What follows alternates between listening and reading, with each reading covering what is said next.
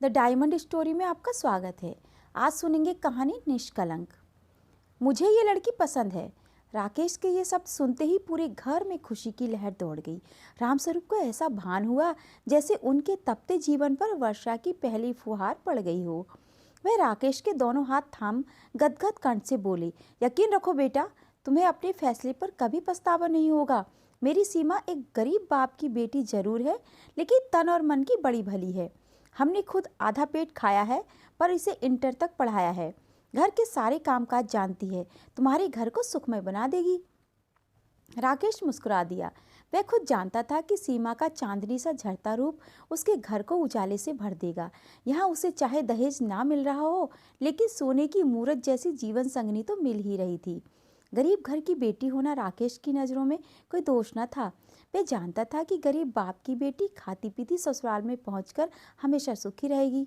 बड़े बाप की घमंडी बेटी के नखरे उठाना उस जैसे स्वाभिमानी युवक के बस की बाहर था। इसलिए उसने विवाह के लिए यहाँ निसंकोच हाँ कर दी थी। इधर विवाह तय हुआ, उधर शहनाई बज उठी। आंखों में सतरंगी सपनों का इंद्रधनुष सजाए सीमा ससुराल पहुंची। ससुराल में सास ससुर ने उसे हाथों हाथ लिया। तीनों ब्याहता नंदे भी उसे देखकर खुशी से फूली न समाई। पास पड़ोस में धूम मच गई। बहू क्या है, चांद का टुकड़ा है, लगता है कोई अप्सरा धरती पर उतर आई हो। सीमा के कानों तक यह प्रशंसा पहुंची तो वह इठलाते हुए बड़ी ननद से बोली, लोग ना जाने क्यों मेरे रूप की तारीफ करते हैं, कुछ भी तो खास नहीं है मुझ में। अपने परिवार में सबसे गई गुजरी हूँ। मेरी माँ तक अभी ऐसी खूबसूरत हैं कि हाथ लगाते मैली होती हैं। चारों बहनें ऐसी हैं जिन्हें देख लोग पलक झपकाना तक भूल जाते हैं। विस्मय से बड़ी ननद रश्मि की आंखें फैल गईं।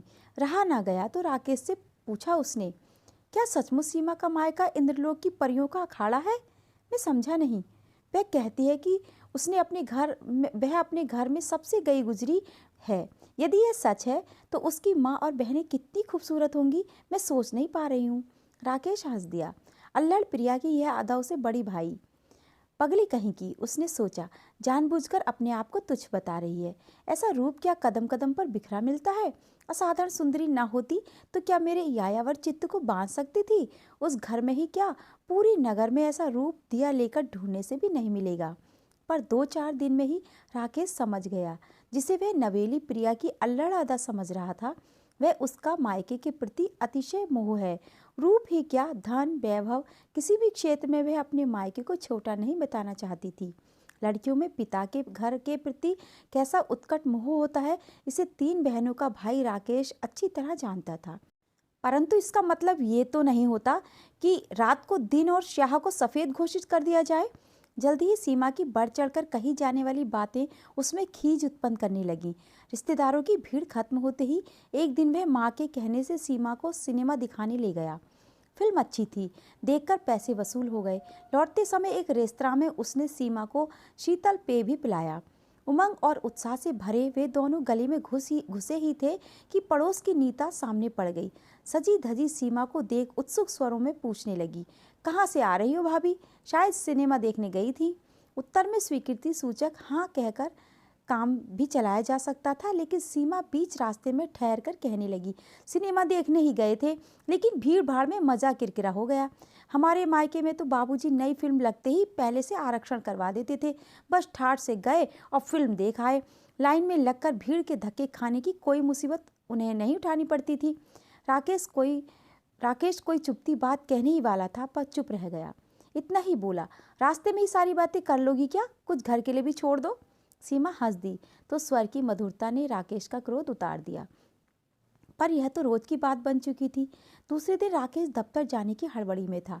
वह नहाते ही चीख पुकार मचाने लगा, मेरा खाना परोस दो माँ, 9:15 बज चुके हैं। माँ ने रसोई में जाकर खाना बनाती सीमा से पूछा, दाल और सब्जी बन चुकी है क्या? तवा चढ़ाकर रोटी सेक दो। अभी केवल सब्जी बनी है, सिर उठाकर सीमा ने उत्तर दिया। माँ बाहर निकलकर अपराधी स्वर में बोली, जाड़े के दिन भी कितने छोटे होते हैं, चाय पानी निबटता नहीं कि दफ्तर का समय हो जाता है। इस समय सिर्फ सब्जी तैयार हो पाई है। कोई बात नहीं, बाल काटते हुए राकेश सहज भाव से बोला। माँ निश्चिंत होकर थाली लगाने चल दी। सीमा रोटी बेलते बेलते हाथ रोककर कहने लगी, हमारे घर में तो कोई एक सब्जी से नहीं खा सकता। जब तक थाली में 4-4 चीज़ें ना हो, खाने वालों के मुँह ही सीधे नहीं होते हैं। राकेश कब का आकर माँ के पीछे खड़ा हो गया था। सीमा नहीं जान पाई थी। वह कुछ और बोलने ही जा रही थी कि किंचित रूखे स्वर में राकेश ने डांट दिया, तुम्हारे पिहर में 56 व्यंजनों का थाल रहता होगा। हम गरीब आदमी एक ही सब्जी से रोटी खा लेते हैं। बातें बंद करो, रोटी सेको। सीमा संकुचित हो उठी, चुपचाप रोटी बेलने लगी। पर शाम को दफ्तर से लौटने पर राकेश ने उसे बड़े मनोयोग से बातें करते पाया। वह माँ के सिर में तेल डालते हुए बोलती जा रही थी, मेरी यह साड़ी 250 रुपये की है। असल में बाबूजी को असाधारण कपड़ा पसंद नहीं आता। घर के कामकाज में भी वे माँ को कम से कम 200 रुपये की साड़ी ही पहनाते हैं, भले ही उसमें 50 पैबंद लगे हों। जवान को रोकते रोकते भी भीतर आते हुए राकेश के मुंह से निकल पड़ा। सीमा सन्न रह गई। उसकी सीप जैसी आंखों में मोती डबडबाए। माँ ने झिड़का, तू कमरे में जा, तुझसे कुछ नहीं कह रही वह, बेकार में सारा दिन बेचारी को रुलाता रहता है। राकेश को भी पछतावा हुआ। सुबह तो डांट कर गया ही था, आते ही फिर ताना दे दिया। लेकिन मन ने कहा, वह भी इतना झूठ क्यों बोलती है, उसे भी तो सोच समझकर बात करनी चाहिए। लेकिन सोच समझकर बात करना शायद सीमा से नहीं हो सकता था। हर बात में वह अपने मायके की श्रेष्ठता सिद्ध करने पर तुल जाती थी। उसकी ये बातें राकेश को जहर बुझे तीर सी लगती थीं। उस दिन फिर ऐसा ही मौका उपस्थित हो गया। माँ बेसन के लड्डू बना रही थी। राकेश को बेसन के लड्डू बहुत पसंद थे, इसलिए माँ अक्सर उन्हें घर पर बनाती थी। सीमा पास बैठी काम में हाथ बटा रही थी। अचानक माँ के मुंह से निकल पड़ा, क्यों बहू, लड्डुओं में घी तो कम नहीं है? तुम्हें लड्डू बांधने में दिक्कत तो नहीं हो रही है? सीमा ने माथे पर बिखर आई एक नटखट लट को पीछे धकेलते हुए जवाब दिया, नहीं, घी तो ठीक है। वैसे घी खाने का भी कुछ लोगों को बेहद शौक होता है। मेरे पिताजी दाल, साग, रोटी सब में इतना घी इस्तेमाल करते हैं कि खाने के बाद थाली कटोरी में घी ही घी नजर आता है। असल में यह हर एक आदमी की बस की बात नहीं है। खाने को मिल भी जाए तो पचा नहीं पाते। राकेश अब कब कमरे से निकलकर आंगन में आ गया है और इस बात को सुन रहा है, सीमा जान नहीं पाई थी। परंतु अचानक भूचाल आ गया।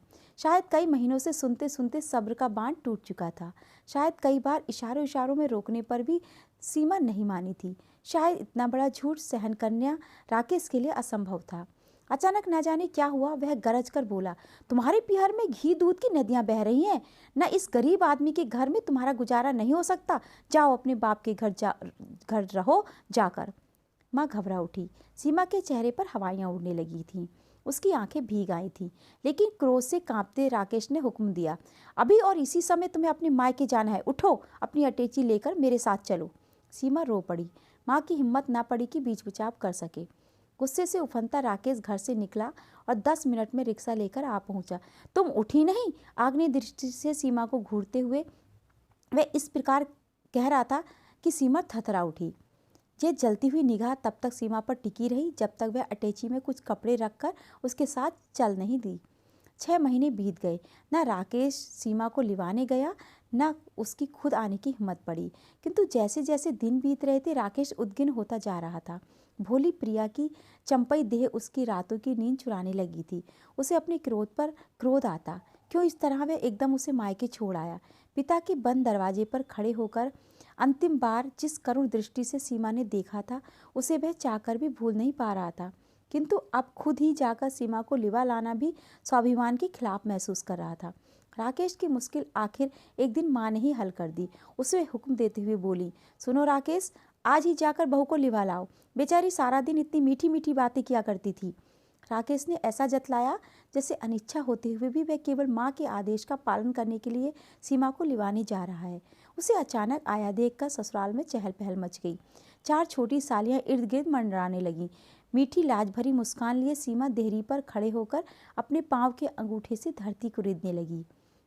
रामस्वरूप घर पर ना थे। सीमा की माँ चाय का प्याला लाकर थमाते हुए बोली, तुम्हारी ट्रेनिंग पूरी हो गई बेटा? राकेश ने अबूझ भाव से निगाह उठाई। सीमा तुरंत बोल पड़ी, तुम्हें 6 महीने के लिए ट्रेनिंग पर जाना था ना, इसलिए तुम मुझे जल्दी जल्दी में यहाँ छोड़ गए, रुके तक नहीं। अरे हाँ, वह हो गई। राकेश मुस्कुरा दिया। सास हाथ का पंखा लेकर पास बैठते हुए बोली, तुमने इस लड़की का दिमाग बिगाड़ दिया है बेटा। यहाँ हम गरीब आदमी ठहरे, तुमने इसमें कुछ ही महीनों में शहजादियों जैसी नज़ाकत भर दी है। अब इसे फ्रिज और कूलर के बिना चैन नहीं पड़ता है।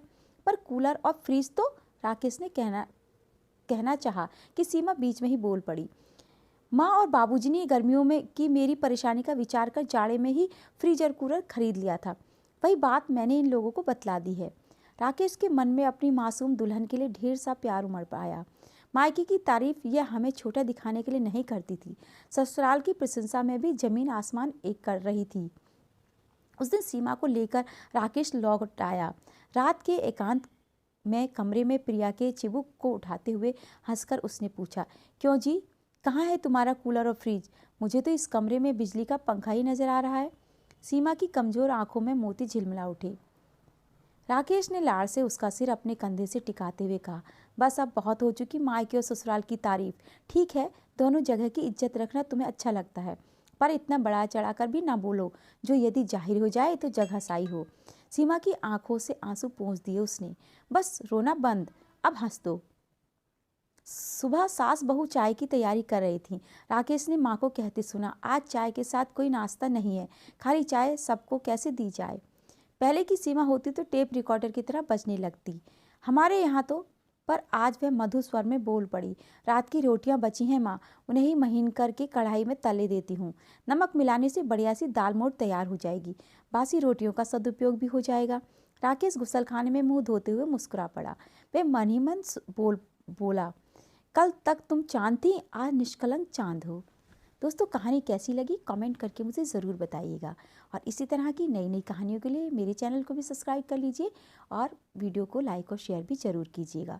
कहानी सुनने के लिए आपका बहुत बहुत धन्यवाद।